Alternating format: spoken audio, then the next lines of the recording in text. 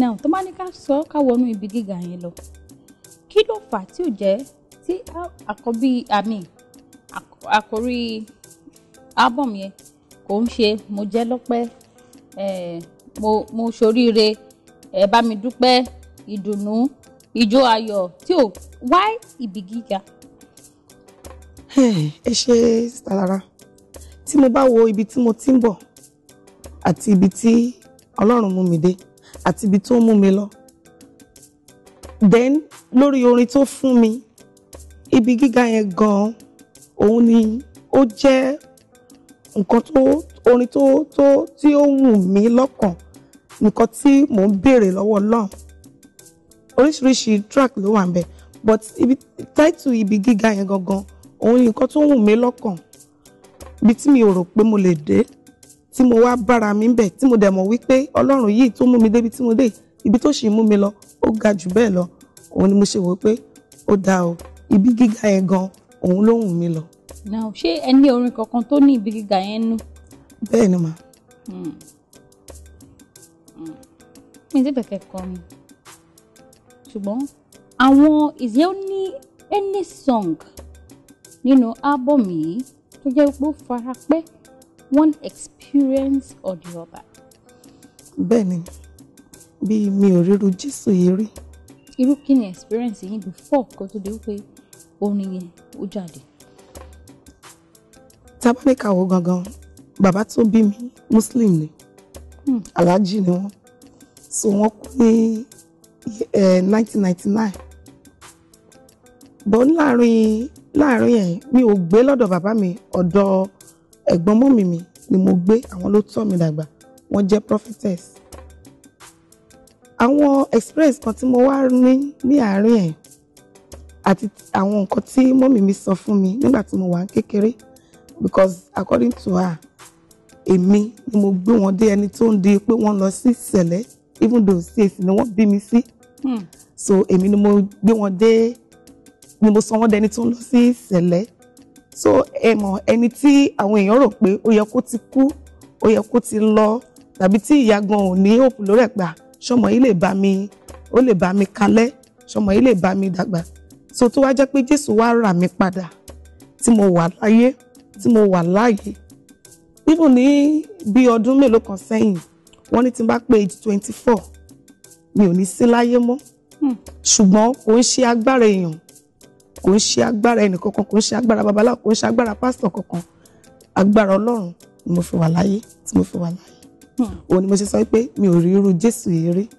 alágbára ni. so ká sọ wípé experience yín yẹn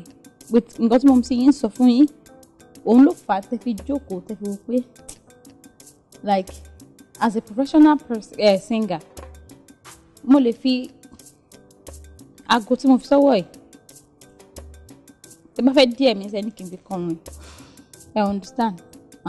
I will compose a song for it right now right here tí màá dẹ́kọ̀ ẹ̀ pé Lara Olubo ẹ̀yẹ I understand now bọ́ ṣé àwọn nǹkan tí ó ṣẹlẹ̀ lẹ́kọ̀ọ́ jókòó ní sitting room yín lọ́jọ́ yẹn ni àbí bedroom yín lẹ́wà lẹ́wọ́ pé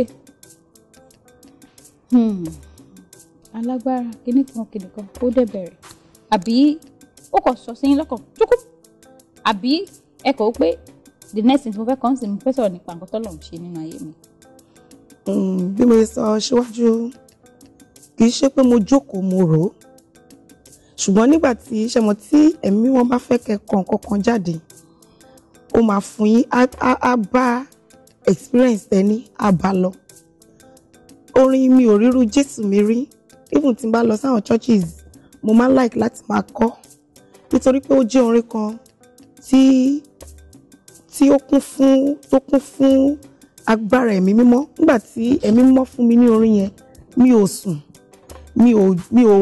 kì í ṣe pé mo sùn lójú àlá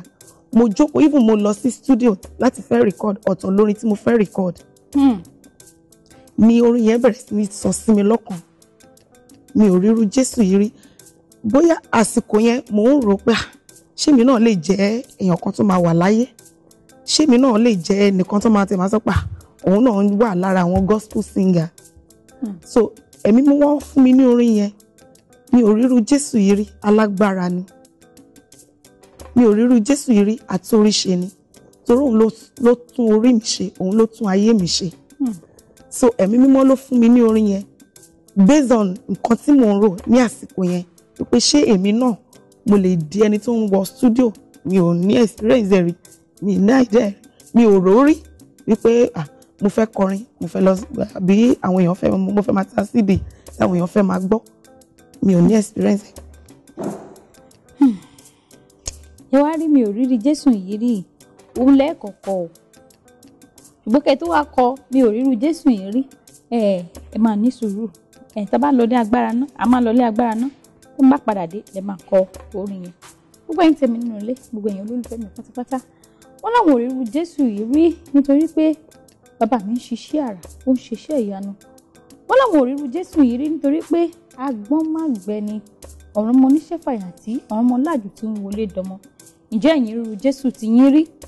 Ọ̀kan ni Ọlọ́run o, ọ̀kan dẹ̀ ni Jésù Kristi.